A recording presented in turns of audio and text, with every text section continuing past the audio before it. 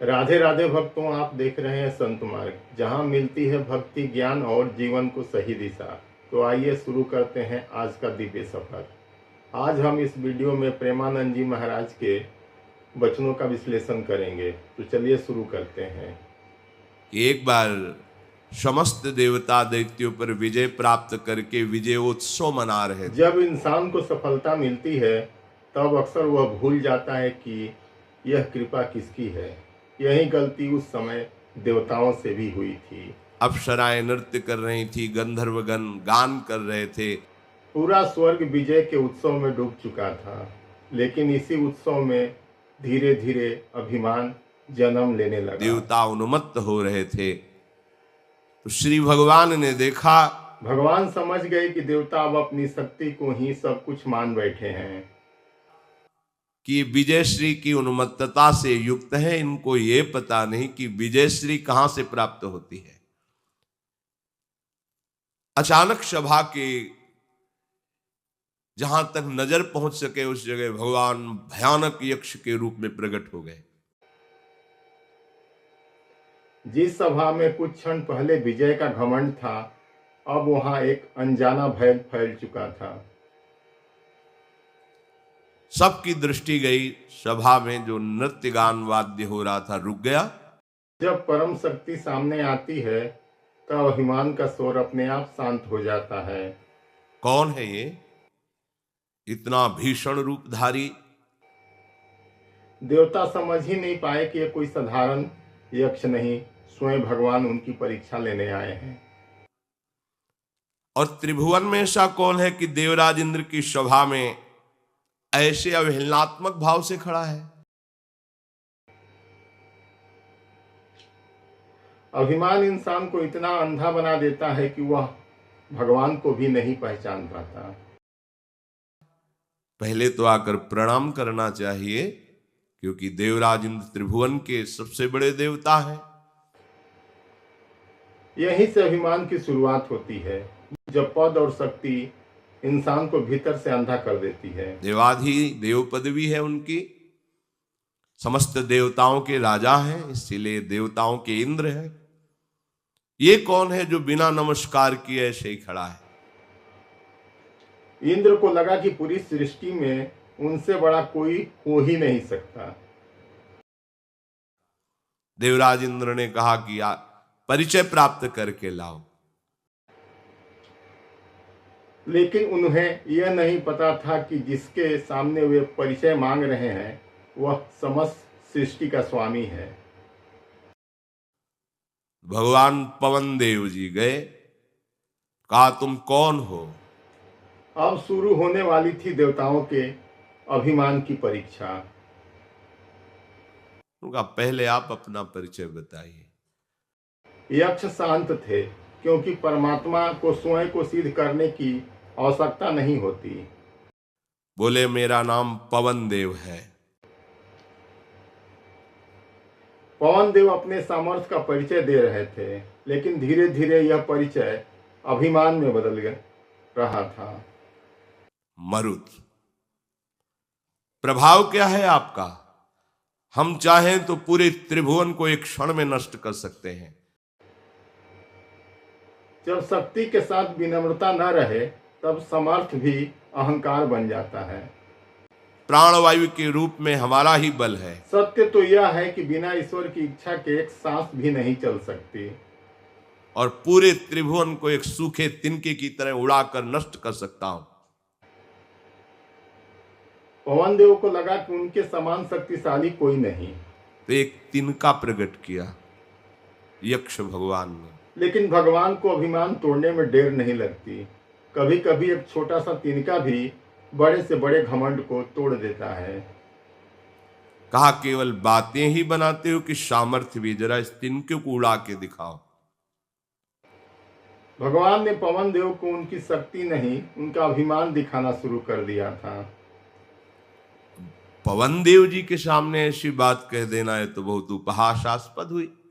पवन देव को विश्वास ही नहीं हुआ कि उनसे एक तिनका उड़ाने को कहा जा रहा है। पवन देव ने सामर्थ्य पूरी उन्होंने अपनी संपूर्ण शक्ति लगा दी, दिशाएं कांप उठी, लेकिन भगवान की इच्छा के बिना कुछ भी संभव नहीं। सामर्थ्य लगा के देखो, पूरी सामर्थ्य लगाई, तिनका हिला भी नहीं। जिसे पवन देव तुच्छ समझ रहे थे, वही तिनका उनके अभिमान से भारी पड़ गया। तुम तो कहते थे हम त्रिभुवन को तिनके की। यही संसार का सत्य है। जब तक भगवान शक्ति दे तब तक सामर्थ्य है, वरना एक तिनका भी नहीं हिलता। इस तरह उड़ाकर नष्ट कर सकते। कुछ क्षण पहले जो स्वयं को सबसे शक्तिशाली समझ रहे थे, अब वहीं अपनी शक्ति पर संदेह करने लगे। मेरा नाम पवन देव, मेरा ऐसा प्रभाव, कहाँ गया तुम्हारा प्रभाव? जब भगवान शक्ति वापस लेते हैं तब इंसान समझ ही नहीं पाता कि उसका सामर्थ्य कहाँ चला गया। सर नीचा की। अभिमान हमेशा सिर उठाकर चलता है, लेकिन सत्य सामने आते ही सिर झुक जाता है। या दोबारा हिम्मत नहीं पड़ी पूछने की कि आप कौन हैं। अभिमान हमेशा सिर उठाकर चलता है, लेकिन सत्य सामने आते ही सिर झुका लेता है। चले गए। देवराज इंद्र ने पूछा, परिचय प्राप्त किया? अब पवन देव समझ चुके थे कि यह कोई साधारण शक्ति नहीं है। तो उनका भगवान में असमर्थ रहा परिचय प्राप्त करने में। इंद्र को अभी भी अपने अभिमान का आभास नहीं हुआ था। जिस परमात्मा को पहचानने निकले थे, उन्हें पहचानने की योग्यता ही खो चुके थे। परम तेजस्वी अग्निदेव खड़े।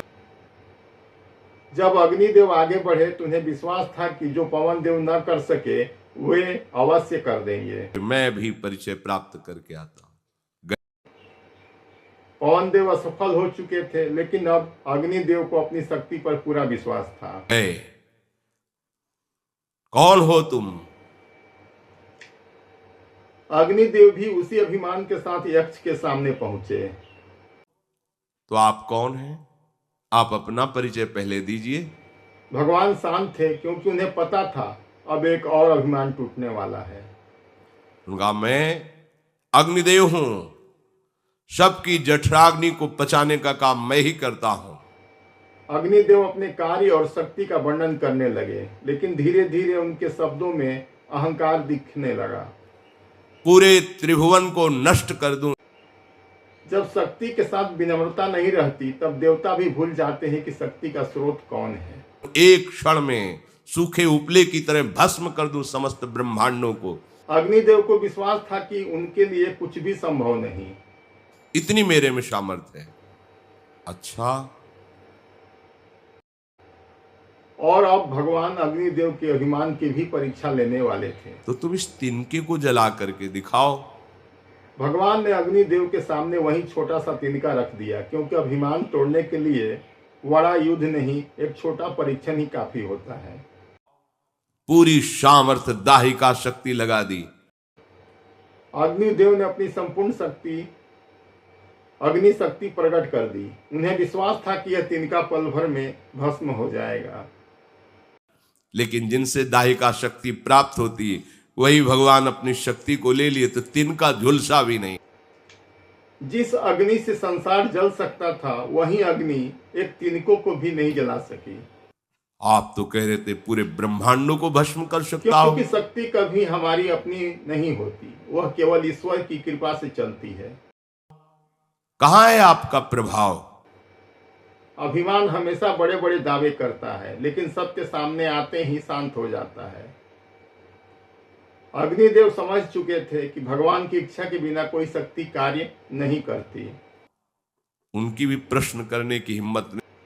अब उनका गर्व टूट चुका था और सिर विनम्रता से झुक गया था, क्योंकि दोबारा पूछ सके आप कौन हैं। अब अग्निदेव का अभिमान पूरी तरह से टूट चुका था, और जहां अहंकार टूटता है वहीं से विनम्रता शुरू होती है। चले गए। देवराज इंद्र ने पूछा, जाना कौन? इंद्र अभी भी उस रहस्य को समझ नहीं पाए थे। तो उनका प्रभु मैं असमर्थ रहा उनका परिचय जानने में। देवता समझ चुके थे कि यह कोई साधारण यक्ष नहीं, लेकिन फिर भी उन्हें सत्य दिखाई नहीं दे रहा था। देवराज इंद्र खड़े हुए। अब स्वयं इंद्र आगे बढ़े। उन्हें लगा शायद वे इस रहस्य को जान पाएंगे। तो अंतर ध्यान हो गए यक्ष भगवान। लेकिन भगवान अंतर ध्यान हो गए। क्योंकि अभिमान के रहते भगवान को पहचानना संभव नहीं। वहां देवी अम्बा प्रकट हुई। जब भगवान अदृश्य हुए तब ज्ञान स्वरूपा देवी अम्बा प्रकट हुई, जो बुद्धि स्वरूपा है। देवराज इंद्र गए, अब नमस्कार इंद्र का किया। गर्व धीरे धीरे शांत होने लगा था। ये कौन था जो हमारे इतने बड़े बड़े महावीरों को भी परास्त कर इंद्र दिया? समझ नहीं पा रहे थे कि जिस शक्ति पर देवता गर्व करते थे वह एक क्षण में निष्फल कैसे हो गया, और ये भी परिचय प्राप्त करने में समर्थ नहीं रहे। जिस शक्ति पर देवता गर्व कर रहे थे वही शक्ति एक क्षण में असहाय दिखाई देने लगी, पर हमको देखते ही अंतर्धान हो गए। क्योंकि भगवान को केवल बल से नहीं विनम्रता और भक्ति से पहचाना जाता तो उनका है। तुम्हारे भय से नहीं, तुम अधिकारी भी नहीं हो कि उनसे संभाषण कर सको। इंद्र सोच रहे थे कि भगवान उनके भय से अंतर ध्यान हुए, लेकिन सत्य कुछ और ही था।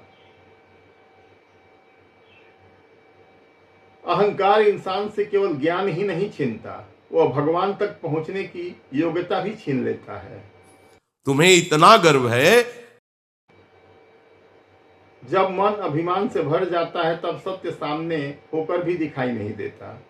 कि वो गर्व के कारण संभाषण भी करने की योग्यता तुमने खो दी है, भगवान के निकट वही पहुंच सकता है जिसके भीतर विनम्रता हो। जिनसे इसीलिए वो अंतर्ध्यान हो परमात्मा शक्ति से नहीं समर्पण से प्राप्त होते हैं। गए। और कोई नहीं, भगवान श्री हरि यक्ष के रूप में प्रकट हुए थे। अब देवताओं को समझ आ चुका था कि जिनको वे साधारण यक्ष समझ रहे थे वे स्वयं भगवान श्री हरि। जाओ, अभिमान शून्य रहो। यही इस कथा का सबसे बड़ा संदेश है। शक्ति मिले, सफलता मिले, लेकिन मन में अभिमान कभी ना आए। न तुम में कोई सामर्थ्य, न तुम्हारे किसी देवता में कोई सामर्थ्य है। मनुष्य हो या देवता, कोई भी अपनी शक्ति से महान नहीं बनता। जो सामर्थ्य वो श्री हरि ने तुम्हें दी है, हमारी बुद्धि, हमारा बल, हमारी सफलता सब ईश्वर की कृपा है। ये मान करके उनके आश्रित रहो। जिस दिन इंसान यह स्वीकार कर लेता है उसी दिन उसके भीतर सच्ची भक्ति जन्म लेती है। ऐसा अभिमान करके उन्मत्त मत हो। अभिमान इंसान को भगवान से दूर ले जाता है और विनम्रता भगवान के निकट। ऐसा देवी अम्बा ने उनको कहकर उपदेश। आज भी इंसान वही भूल कर रहा है। थोड़ा धन, थोड़ा ज्ञान, थोड़ा पद मिलते ही अहंकार आ जाता है। लेकिन याद रखिए, जिस सांस पर हमें गर्व है वो भी भगवान की दी हुई है। इसलिए जागिए, अभिमान छोड़िए और भगवान का स्मरण कीजिए। अब तो जाग जाओ, कब तक सोते रहोगे। यही इस वीडियो का सारांश रहा। महाराज जी के दिव्य वचनों का आपके जीवन पर कितना प्रभाव पड़ा, आप कमेंट में लिख कर जरूर बताएं। तो मिलते हैं नेक्स्ट वीडियो में, तब तक के लिए सभी को राधे राधे।